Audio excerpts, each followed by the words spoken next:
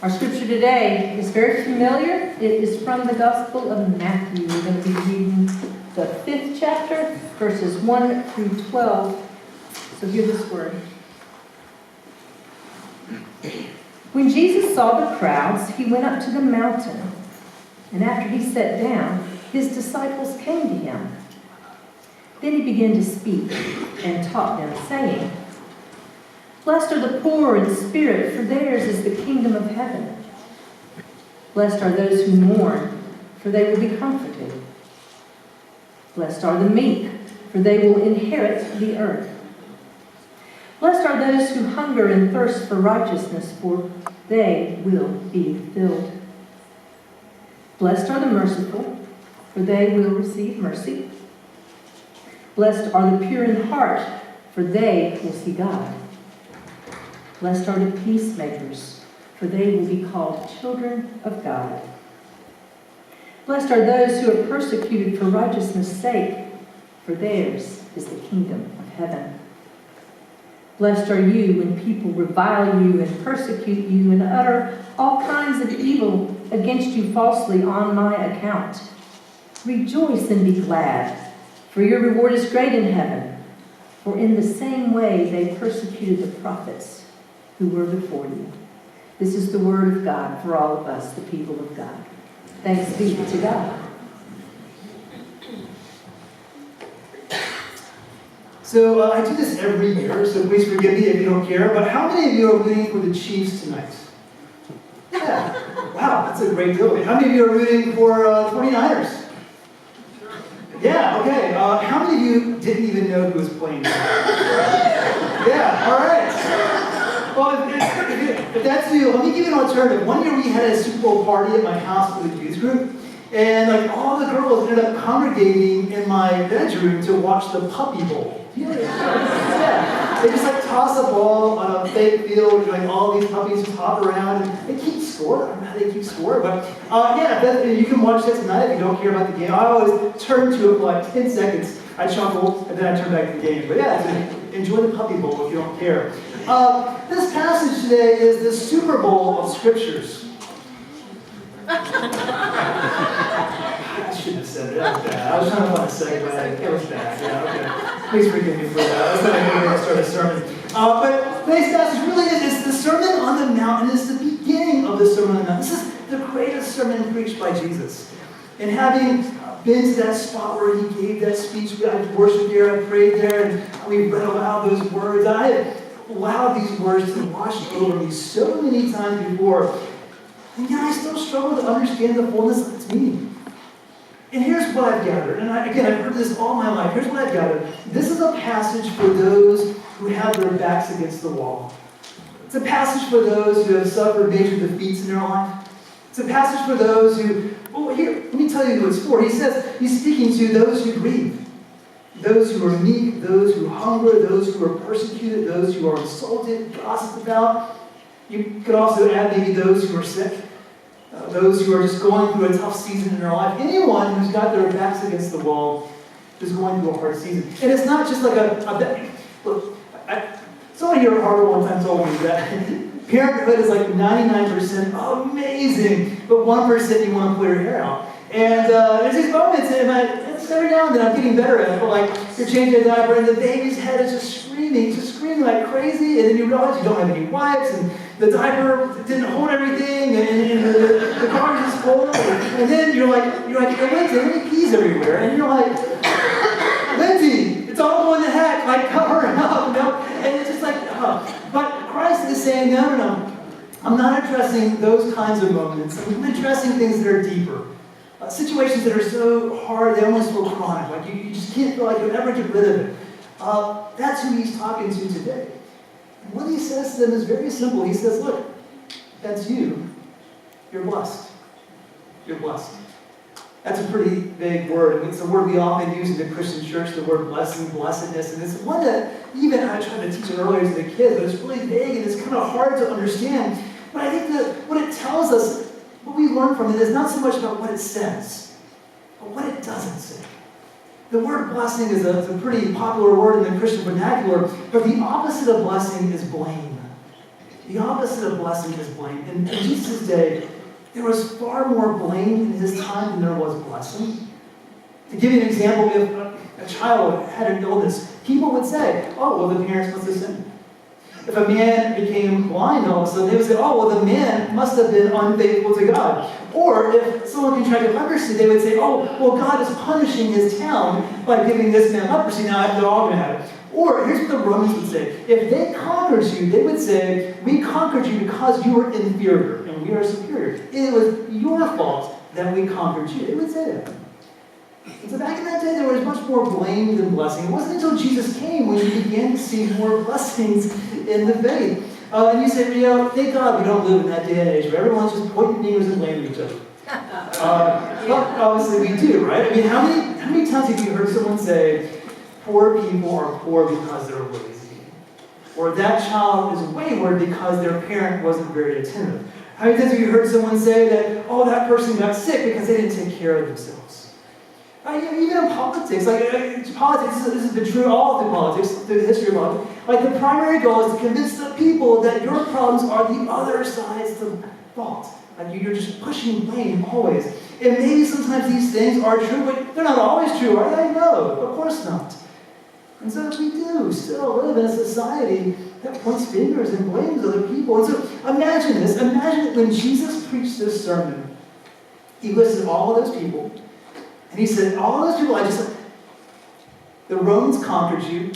Herod doesn't care about you. The Pharisees took advantage of you. They're the ones who are to blame for your issue. So let's storm the castle. What if instead of blessing them, he just made them mad? He pointed fingers. He said, it's their fault that you're this way. It's their fault you're this way. Well, that would have been really satisfying, right? For a little bit. But it wouldn't have done them any good, would it? It wouldn't have moved them forward. And Christ, when he came, he bypassed all of the blame and he moved on to the healing, to the blessing, to what's next. Christ doesn't want you to wallow in blame and anger and point fingers for your issues. Christ wants you to go on to the next thing. And you may say, Russ, you know what? I agree. Like life has taught me not to point fingers or to blame or to make excuses. I'm totally with you. So then what would be your next step? What would be the next step for a Christian who agrees that you shouldn't blame people for your problems? Well, here's what it is. And I struggle with this too. Ever since I was a kid, I have always had this tendency of assimilating to the cultures around me. So if I went into a negative environment, I might feel that pull to sort of be that way as well. I've noticed this about myself for years, and I've had to work hard to overcome that.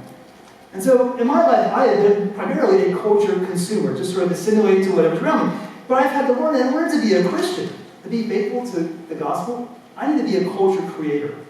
Instead of ignoring the negative atmospheres that are around me, instead of just walking away and saying, I don't want to deal with that, maybe it's my job to go in there and set the tone and set the example. And Christ, he didn't just teach us, he set a culture, a whole culture for us to live in. Every year after the Super Bowl, this happens every single year. And I'm sorry, if you don't like sports, this is not your sermon. I'm really sorry. Just take a nap, watch the Puppy Bowl tonight, get some snacks. I'm really sorry about this. But every year Super Bowl, there's always like people on sports radio, ESPN, there's all these commentators who are putting the blame on, who do we put the blame on the losing team for? The quarterback. He was too small for the moment. He was too nervous. The defense was tough enough. The offensive line didn't do a good job. And there's always blame. I guarantee you tonight, if you watch the postgame, there's going to be blame. That's what we do. One year, the Seahawks were playing the Patriots, okay? Seahawks, they had the game. They were on the 1-yard line. They had the best running back in the league, Marshawn Lynch. All they had to do was give the ball to him, let him run it in, and they win the game. Instead, they did the worst play in the history of sports. They threw the ball in the middle of a big crowd, right there, and it was intercepted, and the game was over. And then they lost to the Patriots. They lost to Tom Brady and Bill Belichick, Darth Vader, and Emperor Palpatine, the evil empire of football, and that just made it hurt even more. So after the game, everyone piled on to Pete Carroll, the coach of the Seahawks. They said, is his legacy ruined? His career is tarnished. Will he ever come back? And everyone just piled on and said, he's a great coach. He went to the Super Bowl. He's already won before. He's won at every level. I mean, can you really define a guy by one mistake? I sure hope not. Because we would all be losers in that case. One of the starting quarterbacks in tonight's game is kind of by the name of Jimmy Garoppolo. No one ever thought he would be starting as a quarterback in the Super Bowl. He's kind of had a mediocre career. But last year, he was sort of getting better, and then he had a major defeat. He tore his ACL. This is at the beginning of the season. He had all these high hopes. What happened was this. You can watch it on YouTube, but I don't recommend it. He was going back in the pocket, and the offensive line collapsed. And he was being chased by all of these defenders, by like 6 guys. And when they finally got him, they tackled him, and his knee bent in a way that knees should not bend. It's hard to watch. But after the game, they interviewed him. He's kind of a stand-up guy. And he could have said, look, my offensive line let me down. We got to replace those guys. They're the reason my ACL tear. We got to get. I mean, he could have just tore into them, but he didn't. He said, "This is football. People get injured, and this is what happens. It's no one's fault. I'll be back next year, even better." And now he's playing in the Super Bowl. It's pretty amazing. But imagine if he had blamed those people. My guess is that he wouldn't be playing tonight. Those guys wouldn't have protected him. It would have created negativity. It would have hurt the culture in the locker room. And so he was kind of a culture creator in that game. The other team that he's playing tonight is the Kansas City Chiefs. They were the favorites to win it last year. They were in the AFC Championship game. They had a chance to win. Tom Brady, he had the ball. They were marching downhill, the whole evil empire and the Death Star. They're under the marching downhill. And here's what happened. They intercepted the ball. And when they did, it was over. Like, the Chiefs are going to the Super Bowl. Tom Brady's been defeated. Like, it's over. And then there's a flag on the play. And an offensive and defensive lineman was offside. And then, of course, Tom Brady won the game. It's horrible. Now, after the game, Coach Reed, a great coach, and Mahomes, the quarterback, they were being interviewed. They stood up to the podium like this, and they said, look, it's a team sport. We win together, we lose together. It's no one's fault. Next year, we're going to be back, and we're going to be better. And tonight, they're playing. Imagine if they had gone up there and said, it was that one guy's fault. If it weren't for him, we would have won. We would have been there. We need to get rid of this guy. If he had done that, I guarantee you they would not be playing tonight. Because blame, negativity, pointing fingers, it's toxic, it spreads. So Christ bypasses all the blame, and he gets to the moving on. He gets to the blessing. And so anyone who's been, it doesn't matter how successful you've been in life, we have all suffered defeats. We've all had our backs against the wall. Don't blame others for what happens to you, even if it is their fault. Trust that God will move you to the next thing. I had a professor in a seminary. He was a priest professor, and he did this weird thing in class. Once he got to know everybody, he would begin calling us by the name that we're going to be called in the future. So if you were getting your PhD, he would call you Dr. So-and-so. If you were getting your MDiv, he'd call you Reverend so-and-so. He said he'd call me Reverend Man. I was like 22. And finally we said, hey man, we hadn't earned those distinctions yet. And here's what he said. He was African American. He said, in the African American church, we don't call you by who you are right now. We call you by who you're going to be. Even today, the sentiment just knocks me over. I just love that. I love that. And I think that's what a blessing is. Let's don't worry about who you are now. Who you are now isn't as important as who you're going to be. So let's move forward together. The week before the Super Bowl, there's always these really moving, kind of heartwarming stories about the team. And again, another sports story, so sorry. But here's one that I thought you might enjoy. There was a cheerleader for the Kansas City Chiefs. She was a cheerleader for 8 years, and then she got married and she had kids. And then one day they diagnosed her because she had a golf ball-sized tumor in her brain. It was pressing on her stem. It was very serious. And they had to remove it immediately. It was just like life-threatening. So she meets the surgeon beforehand. He says, look, we're going to get this thing. You're going to live. You're going to have a long, happy life. But in order to get it, you're not going to have any hearing in this ear anymore. And you might be paralyzed on this side of your face. And she said, okay, well, that's the trade-off for my life, so that's good. We'll take that. So they do the surgery. They get the tumor out. She lives. She's happy today. But the story goes that her husband, right before the procedure, he bent down, he whispered into that ear, and he said, I love you. And I want that to be the last words you ever hear from that miracle. I was like, oh man, okay. All right, Kansas City, I'm pulling freight tonight. Okay. But that's it. Right there in that little moment, that encapsulates everything that we're called to do. It doesn't matter how you got there. It doesn't matter who is to blame. I mean, she could have been angry at God. She could have been angry at everybody, except whatever. It doesn't matter how you got there. What matters is that I love you. It doesn't matter how you got there. What matters is that I love you. And that's it. That's what this passage is about, the Super Bowl of all passages.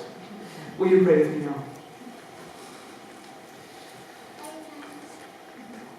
Oh God, we admit that we sometimes create in our own lives, at home, in our neighborhoods, and work, we sort of add to a culture, a very toxic, negative culture that blames other people. And so please forgive us, oh God. Lord, help us now as we move forward and receive your grace. Lord, help us to be people who just love each other and don't think about who they are, what they've been through, or what they've done. Help us, Lord, to be re-energized in our efforts to love everyone right where they are. In your name we pray.